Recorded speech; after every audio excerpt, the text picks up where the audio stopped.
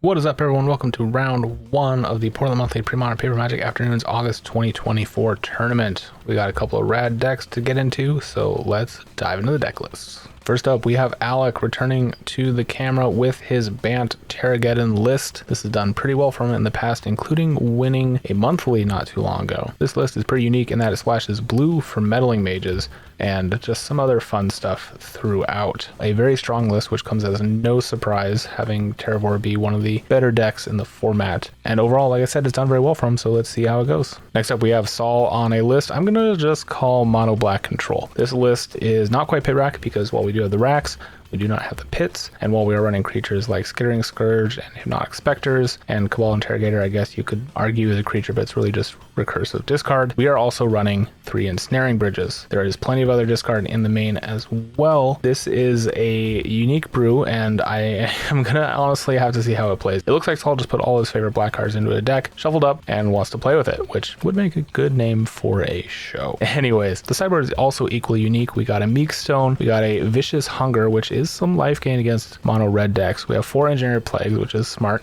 We have the 4th Ensnaring Bridge, some Caltrops, a Grinning Demon, which I love, and an artifact that I can't quite tell what it is. So if you know what it is in that far right, let me know in the comments. Overall, very fun list, very chaotic list, which fits Black's theme, I think. So without further ado, let's get into the games.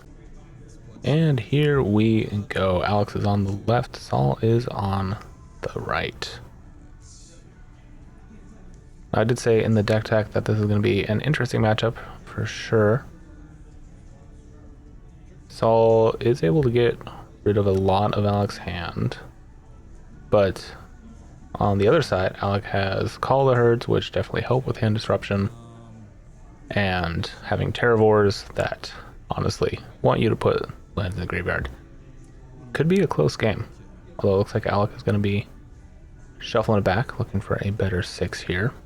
Saul, on the other hand, is keeping with what looks like a pretty good hand. He's got a rack, he's got at least 1 swamp. I think there might be a Dark Ritual in there, Cabal Pit, a Funeral Charm for some more discard. Overall, not too shabby. He is missing a Hippie, though, for that fabled turn 1 Dark Rit Hippie, which I have to admit is probably my favorite thing to do in Magic. It's even better when it actually sticks around, at least hit for the second turn, which is pretty rare, I'll admit. Okay. Looks like Alex got a keepable 6, and here we go. Are we gonna Dark Rit right off the bat? We are into an Ensnaring Bridge. Okay. Well, that is a very good card against Terravor for sure. Alec will not really have to worry too much about that yet, but he also has a pretty amazing start. Let's go Wasteland into Mox into Library, and those technically should be tapped, but I think both players know they are. Saul drawing another Dark Ritual here, and has another Ensnaring Bridge in hand as well. Well, if 1 is good, 2 must be even better, right? Oh, there we go. Alec realizing that he does need to tap those.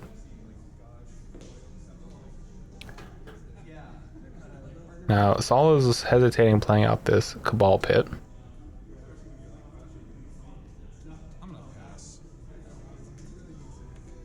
And is fact just gonna pass, not playing a land drop. Maybe a little scared of the Wasteland, not really needing the mana. Potentially a heads up play.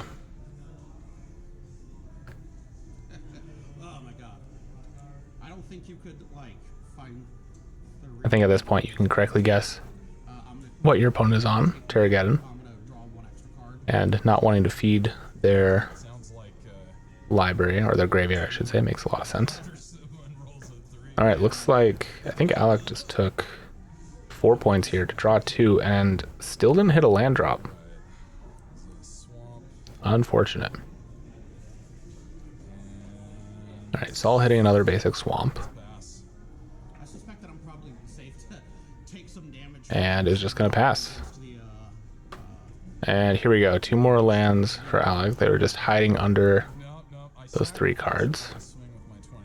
I don't think either of them was a fetch. but at the very least, he'll be at 3 mana right now. It's a plains, taps 3. Are we going to see a Call the Herd? We are. Alright, 3/3 Dino, which we'll pretend is an elephant, on board.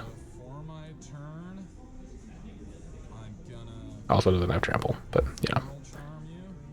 Alright, we're gonna Funeral Charm here.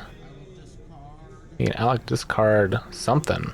Oh, we see he has a Meddling Mage in hand now as well, too.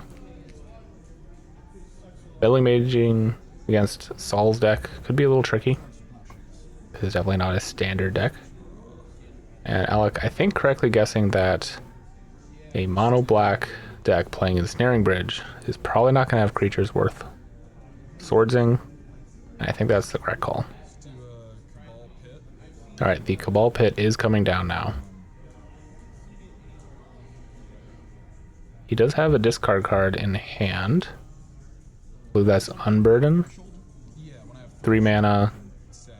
Target opponent discards 2 cards. And it also has Cycling. I'll just take a quick look at Cabal Pit, which is a pain land to tap for black mana, otherwise it doesn't tap for anything. If you have Threshold, you can pay it 1 or 2 and sack it to give a target creature -2/-2. Kind of a cool little onboard trick. Okay, so we're using 3 and the Dark Ritual for another Ensnaring Bridge, and also a Rack, and past you. With 1 card in hand now, which is the Unburden. But I'm still pretty sure it costs 3 mana, so if Alec does decide to wasteland the Cabal Pit, that could be a problem. Alright, there's a Windswept Heath. Finally gonna be able to shuffle those cards away he's been trying to put at the bottom with Sylvan Library. Looks like that's what's gonna happen right now. Go to 15. Probably getting a green source here, I'd imagine. Get a forest. Unless, yeah. That makes the most sense.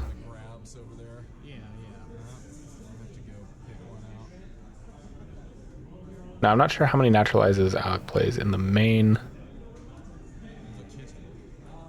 I don't quite remember. It might be 2.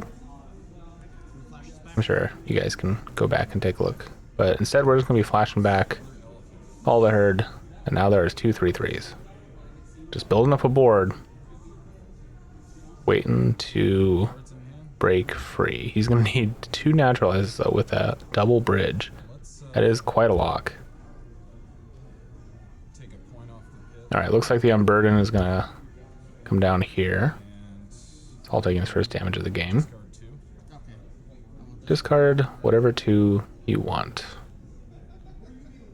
That Rack is going to finally start doing damage, and a Terravore actually does hit the graveyard as well as the swords.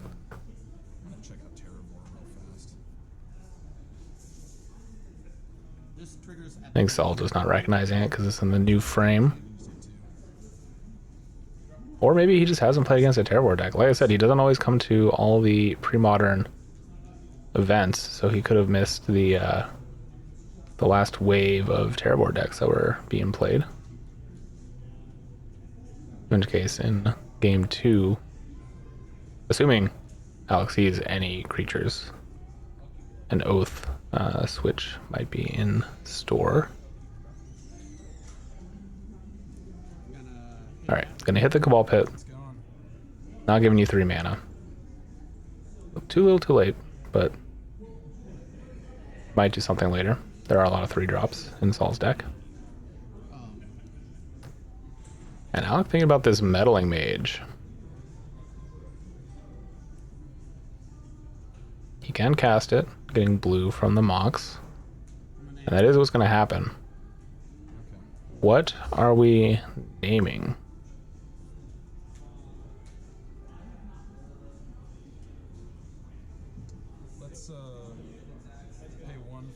Alright, a duress happening here.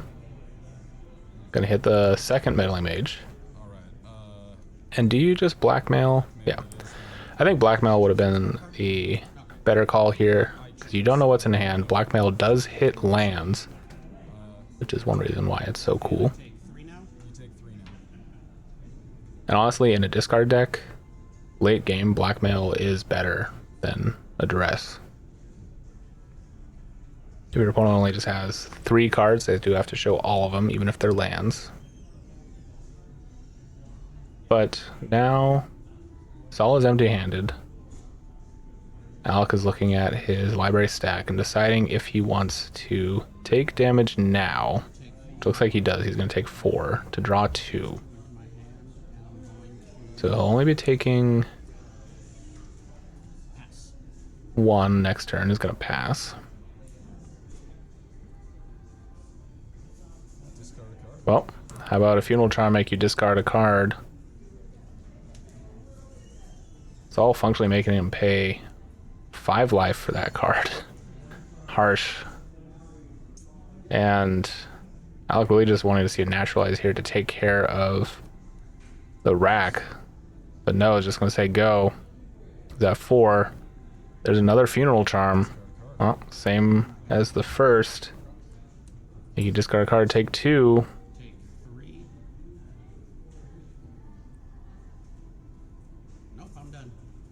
And we're just packing up and going to game number 2.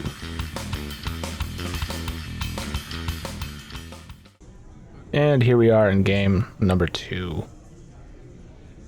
Hand attack and the snaring bridge being too much for Alec in game number 1. But now we're post sideboard, and I have to imagine he brought in a lot of artifact removal. Maybe took most of the swords out, although do you see 1 in his hand? Speaking of in hand, I see a Grinning Demon in hand for Saul. So he brought that in, which is an interesting call when you saw all the different creatures that Alec was playing, including the Meddling Mages and the Call of the Herds. Ooh, and Alec is actually going to be shuffling here. So Saul maybe wanting to take a more aggressive line in game number 2.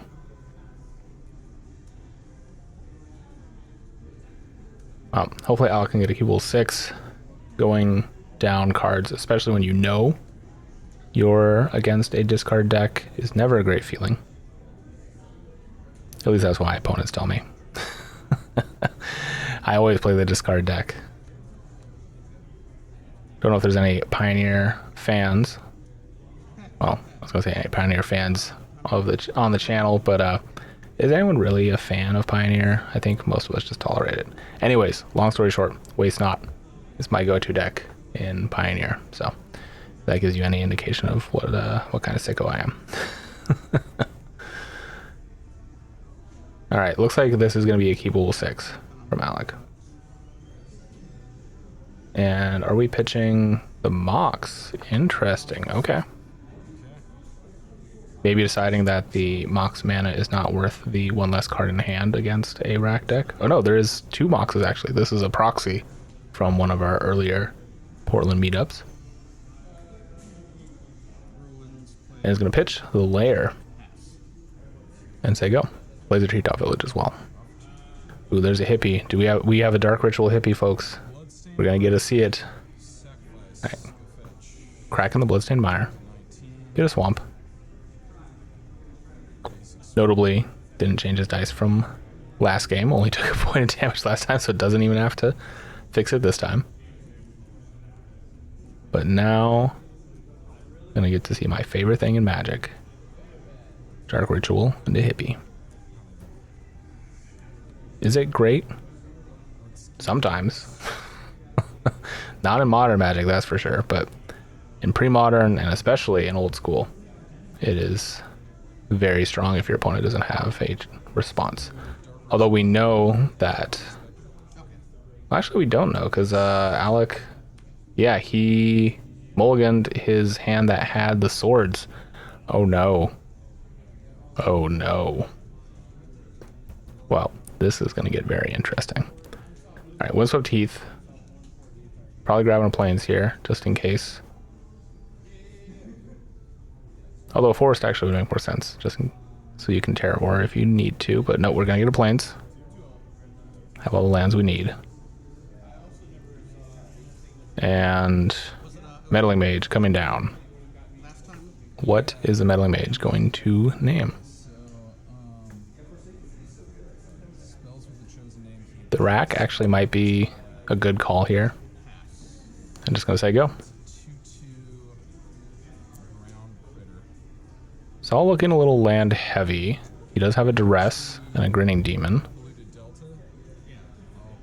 We're going to fetch here. I didn't actually check to see if Saul has much in the way of threshold in his deck beyond the Cabal Pits. So those fetch lands might just be in there to turn on the Cabal Pits, which is kind of smart. It is a lot of damage just to take for lands for one more land. But it is an interesting idea.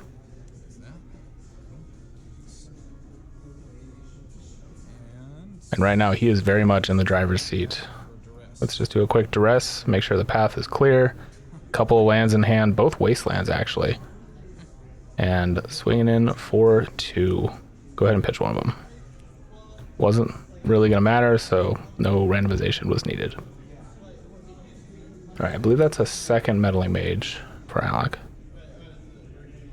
Might as well just play out your hand. There's no point in keeping it with a hippie on the board. It's all reminding Alec to take damage.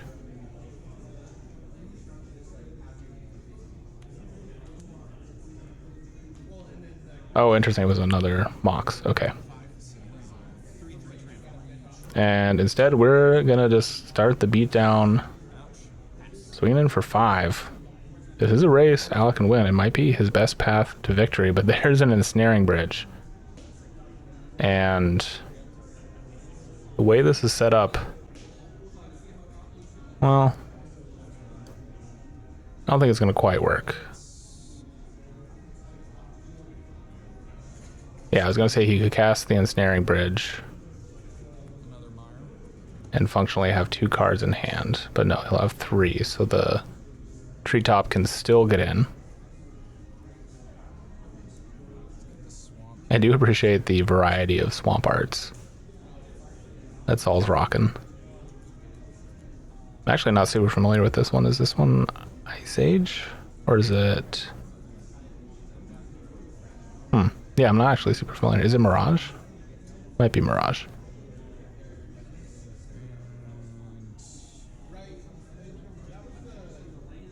Okay. Are we gonna... Yes, we're playing out the Grinning Demon, a morph creature. And there is no way Alec knows what this is. But we're going to swing in for 2, keep the beats coming, and say go. Got to keep the pressure up, even though you are on the losing side currently. Once that Grinning Demon flips, which it can at instant speed, special action, that Treetop Village is going to have some problems. Or anything that's swinging in, I should say. I believe it is 4 to flip the Grinning Demon. I'm not super familiar with the card. I was testing it in the sideboard of Mono Black Sui, just as a replacement for Phyrexian Negator against black aggro decks. Or against burn decks, sorry, in a black aggro deck. That is a Terror coming down. Just a casual 7/7. Looks like it might be time for that bridge after all. That Unmask is not going to be doing much. Can't even really use it to pitch an extra card in hand. Unmask plus Ensnaring Bridge is actually kind of a cool little wombo combo, assuming you can fulfill its free cost.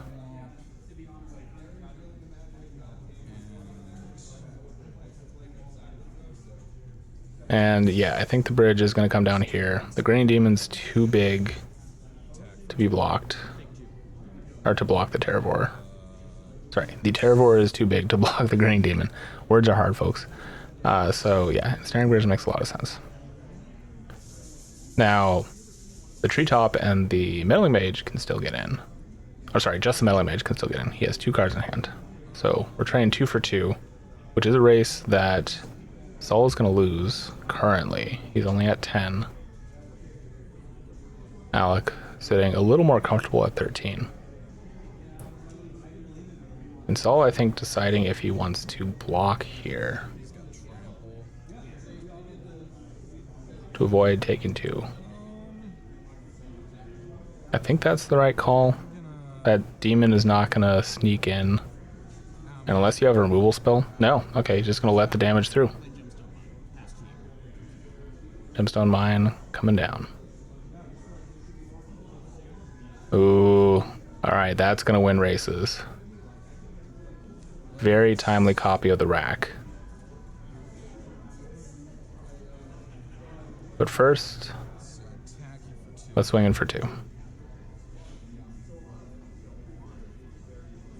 Now, do you play out a copy of the rack and a land, knowing you're gonna draw a card next turn and still have 2?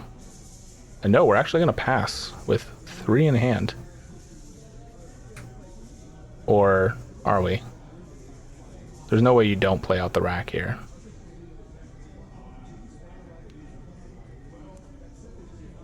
I guess he's not playing out the rack. Is he baiting a swing?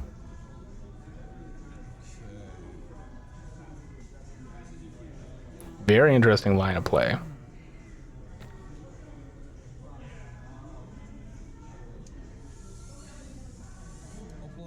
You don't want to flip the Grinning Demon.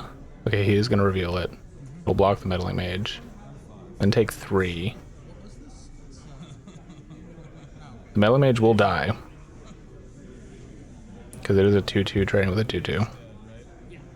Yeah, there you go.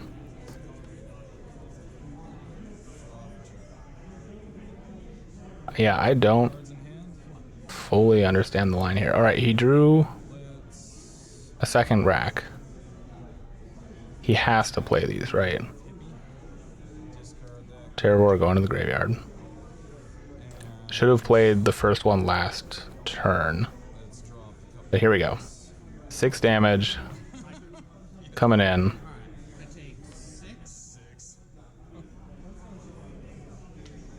Dropping to 3. Functionally dead.